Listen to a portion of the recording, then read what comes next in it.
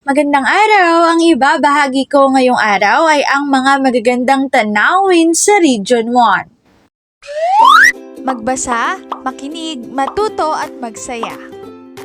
Ako si Binibining Menya. Handa na ba kayo? Tara na, umpisa na nating isa-isahin at pirapirasuhin ang mga detalyeng nakapaloob dito. Maaari kong ibigay ang soft copy ng video na ito, mag-email ka lamang o kaya naman ay mag-message sa aking Facebook page. Ilalagay ko ang aking email sa gitnang bahagi ng video at ang Facebook page naman ay sa huling bahagi matatagpuan. Maraming salamat sa panonood! Tulad ng binanggit ko kanina, ang ibabahagi ko ngayong araw ay ang mga magagandang tanawin sa Region 1. Ang Region 1 na kilala rin bilang Ilocos Region ay sikat dahil sa mga magagandang tanawin at mga paboritong destinasyon ng mga turista. Narito ang ilan sa mga pinakasikat na atraksyon sa rehiyong ito.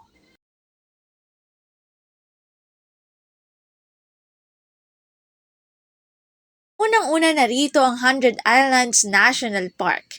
Binubuo ito ng mahigit 100 maliliit na isla. Ang lugar na ito ay perpekto para sa island hopping, snorkeling, at iba pang outdoor activities. At kilala rin sa puting buhangin at malinaw na tubig. Sumunod naman ay ang Patapat Bridge. Ito ay isang napakagandang kalsada sa gilid ng bundok na nagbibigay ng malawak na tanawin ng dagat. Isa ito sa pinakamahabang tulay sa Pilipinas. Sumunod naman ay ang Manaoag Church. Ito ay isang tanyag na pilgrimage site, kilala bilang Basilica of Our Lady of the Rosary of Manaoag na dinarayo ng mga deboto upang manalangin. Ang sumunod naman ay ang Bolinao Falls. Ito ay isang tahimik at magandang talon na matatagpuan sa isang luntiang kagubatan. Perpekto para sa mga gustong mag-relax at lumangoy sa malamig at malinis na tubig. Sumunod naman ay ang Tangadan Falls. Ito ay isang maganda at tahimik na talon sa bayan ng San Gabriel. Nakilala sa mga hikers at nature lovers dahil sa payapa nitong kapaligiran. Ang Ilocos Region ay isang kahanga-hangang destinasyon para sa mga nais makaranas ng magagandang tanawin, mayamang kasaysayan at makulay na kultura ng Pilipinas.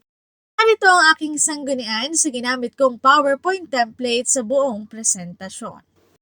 Region 1, dito na nagtatapos ang aking pagbabahagi. Sana ay marami kayong natutuhan. Muli magbasa, makinig, matuto at magsaya. Ako si Binibining Menya. Paalam!